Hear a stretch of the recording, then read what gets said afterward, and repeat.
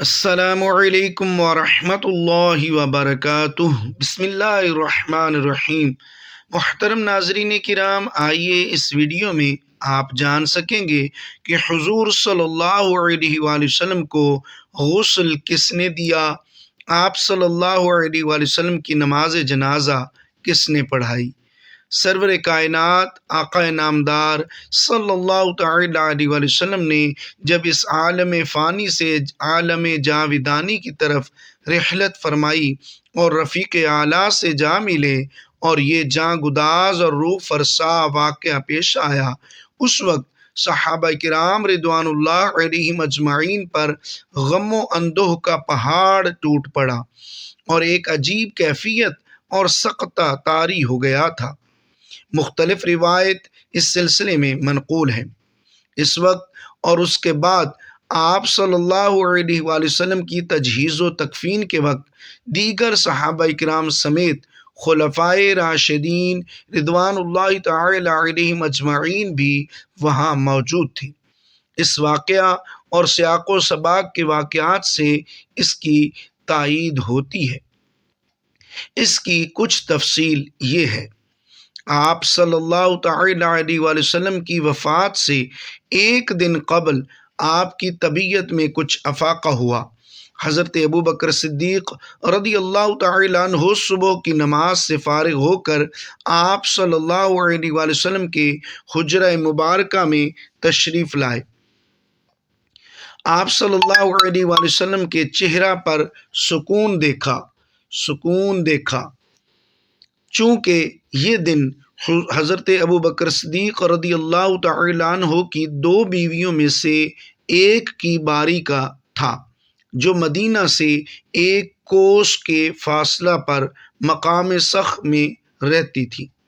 اس لیے حضرت ابوبکر صدیق رضی اللہ تعالی عنہ آپ صلی اللہ علیہ وآلہ وسلم سے اجازت لے کر وہاں چلے گئے اور دیگر صحابہ کرام رضوان اللہ علیہم اجمعین بھی آپ کی اطمینان کی کیفیت دیکھ کر اپنے گھروں کو لوٹ گئے۔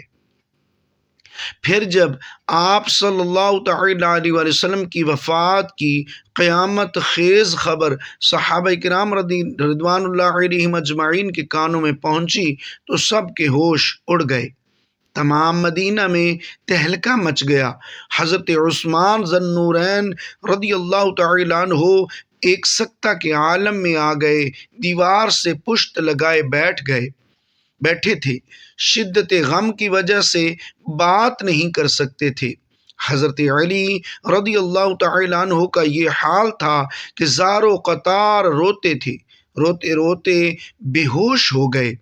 اسی طرح حضرت عمر رضی اللہ تعالی عنہ انتہائی پریشانی کے عالم میں تلوار کھینچ کر کھڑے ہو گئے اور بلند آواز سے فرمانے لگے، منافقین کا گمان ہے کہ حضور صلی اللہ علیہ وآلہ وسلم انتقال کر گئے ہیں، آپ ہرگز فوت نہیں ہوئے ہیں بلکہ آپ اپنے پروردگار سے ملنے گئے ہیں، آپ ضرور واپس آئیں گے۔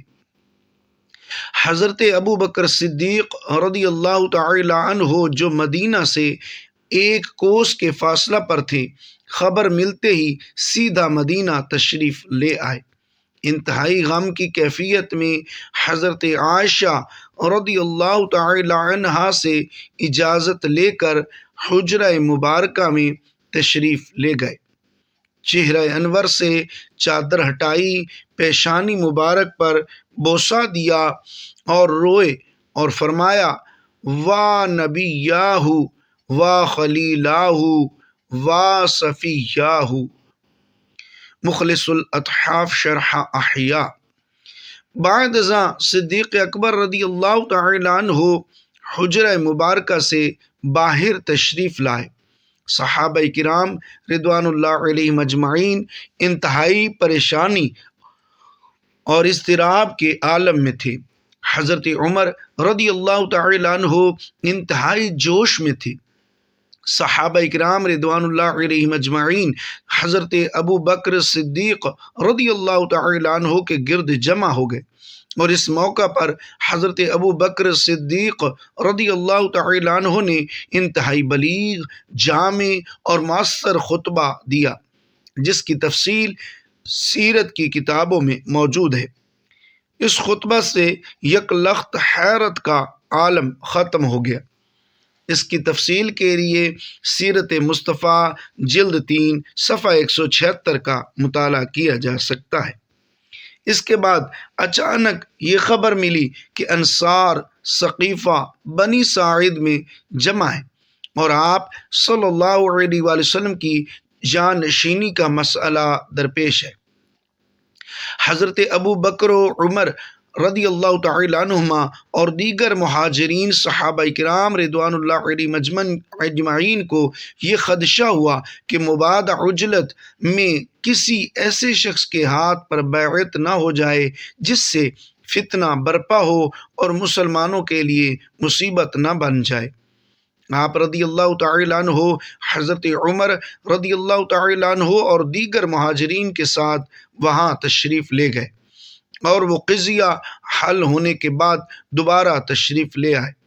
حضرات اہل بیت آپ صلی اللہ تعالی علیہ وسلم کی تجہیز و تکفین کے انتظام میں مصروف تھے، اور خود بعض روایات سے معلوم ہوتا ہے کہ آپ صلی اللہ تعالی علیہ وسلم نے حضرت علی رضی اللہ تعالی عنہ کو وصیت فرمائی تھی کہ ان کے علاوہ آپ صلی اللہ تعالی علیہ وسلم کو کوئی غسل نہ دے، اور یہ کہ وہ حضرت علی رضی اللہ تعالی عنہ اہل بیت کے تعاون سے آپ صلی اللہ تعالی علیہ وسلم کو غسل دے۔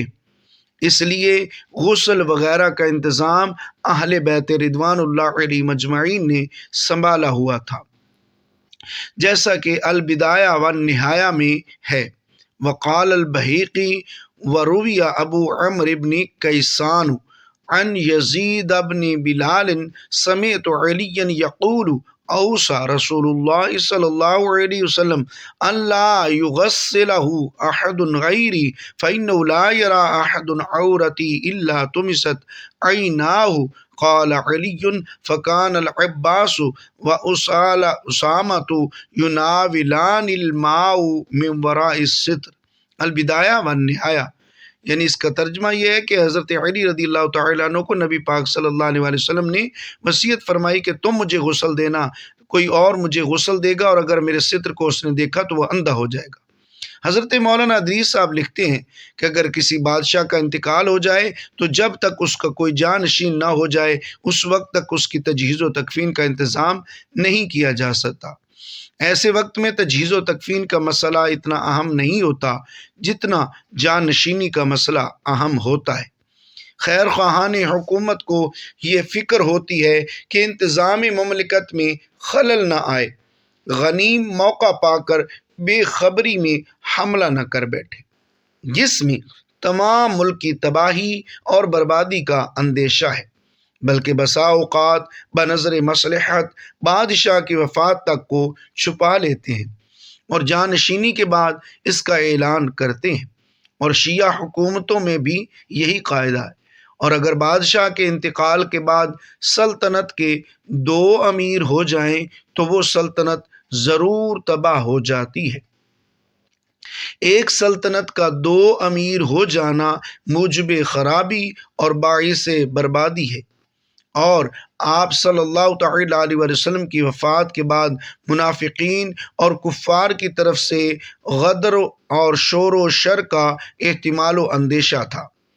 ایسے وقت میں شیرازہ اسلام کی حفاظت اولین کام تھا۔ بائیں نظر شیخین حضرت ابو بکر اور عمر رضی اللہ تعالی عنہما نے یہ گمان کیا کہ تجہیز و تکفین کوئی مشکل کام نہیں ہے اور اہل بیت یعنی گھر والوں سے متعلق ہے، سب صحابہ کرام کا اس میں شریک ہونا ضروری نہیں، غلامان اہل بیت بھی یہ خدمت انجام دے سکتے ہیں۔ نیز تمام صحابہ کرام رضوان اللہ تعالی علیہم اجمعین کو یہ معلوم تھا کہ وفات سے انبیاء کرام کے اجسام مبارکہ میں کوئی تغیر نہیں آتا، اس لیے تاخیر دفن کا کوئی اندیشہ نہ کیا اور کمال دانشمندی سے فتنہ اور فساد کا دروازہ بند کر دیا اور مسلمانوں کو افتراق سے بچا لیا۔ اس کے بعد حضرت ابو بکر صدیق رضی اللہ تعالیٰ عنہ اور حضرت عمر رضی اللہ تعالیٰ عنہ اور دیگر صحابہ کرام بھی واپس تشریف لائے۔ آپ صلی اللہ تعالیٰ علیہ وسلم کو غسل حضرت علی رضی اللہ تعالیٰ عنہ نے حضرت عباس رضی اللہ تعالیٰ عنہ اور ان کے دو صاحبزادے حضرت فضل اور حضرت قاسم اور حضرت اسامہ و شقران رضی اللہ تعالیٰ عنہم کے تعاون سے دیا۔ ان تمام واقعات سے معلوم ہوتا ہے کہ چاروں خلفائے راشدین اس وقت وہیں موجود تھے جہاں حضرت علی رضی اللہ تعالیٰ عنہ آپ کی وصیت اور اہل بیت ہونے کے ناطے آپ صلی اللہ تعالیٰ علیہ وسلم کی تجہیز و تکفین میں عملاً مصروف تھے۔ وہیں حضرت ابو بکر صدیق رضی اللہ تعالیٰ عنہ آپ کے جانشین ہونے کے ناطے اس کا انتظام سنبھالے ہوئے تھے۔ جیسا کہ ماں قبل میں ذکر ہوا، آپ صلی اللہ تعالیٰ علیہ وسلم کی وفات کا اعلان اور اس کے بعد ایک بلیغ خطبہ اور پھر بعد میں پیش آنے والے دیگر امور، تدفین کی جگہ کا انتخاب، قبر اور جنازے کا طریقہ وغیرہ سب آپ کی رہنمائی ہی سے کیے گئے، جیسا کہ البدایہ والنہایہ میں ہے۔ اور جب یہ معاملہ آیا کہ آپ صلی اللہ علیہ وسلم کی تدفین کہاں کی جائے اور صحابہ کرام اور اہل بیت رضوان اللہ تعالی علیہم اجمعین اس معاملہ میں مضطرب ہوئے، تو حضرت ابو بکر صدیق رضی اللہ تعالیٰ عنہ نے ہی اس کی رہنمائی کی کہ میں نے آپ صلی اللہ علیہ وسلم سے سنا ہے کہ نبی علیہ السلام کا جہاں انتقال ہو اسی جگہ دفن کیا جائے، اور آپ رضی اللہ تعالیٰ عنہ کی ہدایت کے مطابق آپ صلی اللہ تعالیٰ علیہ وسلم کی وفات والی جگہ ہی آپ کی قبر بنائی گئی۔ اسی طرح اس موقع پر حضرت عمر رضی اللہ تعالیٰ عنہ کی بھی مشورہ میں موجود تھے، جیسا کہ جب یہ معاملہ آیا کہ آپ صلی اللہ علیہ وسلم کی قبر کون سی کھودی جائے، آیا لحد بغلی قبر بنائی جائے یا شگاف والی قبر جو ہمارے ہاں بنائی جاتی ہے کھودی جائے، تو مہاجرین نے کہا کہ اہل مکہ کے طرز پر شق تیار کی جائے، جبکہ انصار نے کہا کہ اہل مدینہ کے طریقہ پر لحد تیار کی جائے۔ اس موقع پر حضرت عمر رضی اللہ تعالی عنہ نے مجمع کو خطاب کر کے فرمایا، آپ صلی اللہ تعالی علیہ وسلم کے قریب شور نہ کرو اور آوازیں بلند نہ کرو، جیسا کہ آپ کی زندگی میں آپ کے قریب شور نہیں کر سکتے۔ اس طرح آپ صلی اللہ تعالی علیہ وسلم کی رحلت کے بعد بھی آپ صلی اللہ علیہ وسلم کے قریب شور شرابہ نہ کرو، بلکہ شق اور لحد دونوں قسموں کی قبر تیار کرنے والے کے پاس آدمی بھیج دو، جو پہلے آ جائے وہ قبر تیار کر دو۔ چنانچہ ابو طلحہ رضی اللہ تعالیٰ عنہ پہلے تشریف لے آئے اور آپ صلی اللہ تعالیٰ علیہ وسلم کی لحد طرز پر قبر تیار ہوئی۔ اسی طرح حضرت عثمان رضی اللہ تعالیٰ عنہ کے بارے میں ما قبل میں ذکر ہوا کہ وہ وہیں موجود تھے، لیکن سکتہ کے عالم میں آ گئے تھے، دیوار سے پشت لگائے بیٹھے تھے، شدت غم کی وجہ سے بات نہیں کر سکتے تھے۔ پھر آپ صلی اللہ تعالیٰ علیہ وسلم کی نماز جنازہ، آپ صلی اللہ تعالیٰ علیہ وسلم کی وصیت کے تجہیز و تکفین اور قبر کھودنے کے بعد اولاً سب حجرے سے نکل جائیں، پہلے فرشتے نماز ادا کریں گے، پھر اہل بیت کرام اور پھر دیگر مسلمان۔ اور حضرت ابو بکر صدیق رضی اللہ تعالیٰ عنہ کی ہدایت پر جیسا کہ روایات میں ہے گروہ در گروہ کر کے پڑھی گئی۔ ایک جماعت داخل ہوتی، وہ نماز جنازہ پڑھ کر نکل جاتی، اس کے بعد دوسری جماعت آتی اور وہ جنازہ پڑھتی۔ چنانچہ ایک روایت میں ہے کہ حضرت ابو بکر اور حضرت عمر رضی اللہ تعالیٰ عنہما مہاجرین و انصار کی ایک جماعت کے ساتھ حجرہ نبوی صلی اللہ تعالیٰ علیہ وآلہ وسلم میں داخل ہوئے اور جنازہ نبوی کے سامنے کھڑا ہو کر سلام کیا اور مہاجرین و انصار نے بھی سلام کیا۔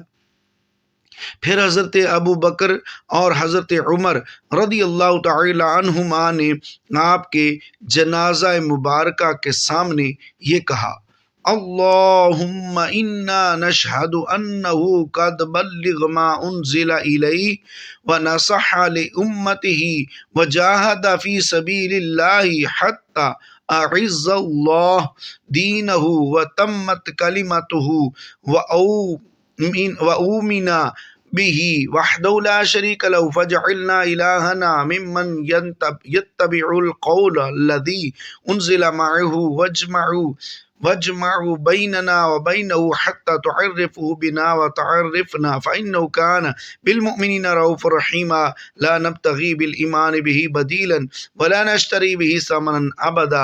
اے اللہ، ہم گواہی دیتے ہیں کہ رسول اللہ صلی اللہ علیہ وآلہ وسلم نے وہ سب کچھ پہنچا دیا جو ان پر اتارا گیا، اور آپ صلی اللہ علیہ وآلہ وسلم نے امت کی خیر خواہی کی اور اللہ کے راستے میں جہاد کیا، یہاں تک کہ اللہ نے اپنے دین کو غالب کیا اور اس کا بول بالا ہوا اور صرف ایک معبود وحدہ لا شریک پر ایمان لایا گیا۔ اے اللہ، ہم کو ان لوگوں میں سے بنا جو آپ صلی اللہ علیہ وآلہ وسلم پر نازل کردہ وحی کی اتباع کرتے ہیں، اور ہم کو آپ صلی اللہ علیہ وآلہ وسلم کے ساتھ جمع کر۔ آپ ہم کو اور ہم آپ کو پہچانیں۔ آپ مسلمانوں پر بڑے مہربان تھے، ہم اپنے ایمان کا کوئی معاوضہ اور قیمت نہیں چاہتے۔ لوگوں نے آمین کہی۔ جب مرد نماز جنازہ سے فارغ ہو گئے تو عورتوں نے، عورتوں کے بعد بچوں نے اس طرح ادا کیا۔ لہٰذا اس سے معلوم ہوا کہ چاروں خلفائے راشدین آپ صلی اللہ تعالی علیہ وآلہ وسلم کی تدفین کے وقت موجود تھے اور انہوں نے آپ صلی اللہ تعالی علیہ وآلہ وسلم کے جنازہ میں شرکت بھی فرمائی۔ محترم ناظرین کرام، مزید اچھی اور اسلامی ویڈیوز دیکھنے کے لیے اپنے یوٹیوب چینل قاری الیاس اتاری آفیشیل کو سبسکرائب کیجئے۔ ویڈیو کو ثواب کی نیت سے لائک اور شیئر ضرور کیجئے، اور ہو سکے تو کمنٹ باکس میں اللہ رب العالمین، اللہ پاک کے 99 ناموں میں سے ایک نام ضرور ٹائپ کیجئے گا۔ شکریہ۔ اللہ حافظ۔ السلام علیکم ورحمۃ اللہ وبرکاتہ۔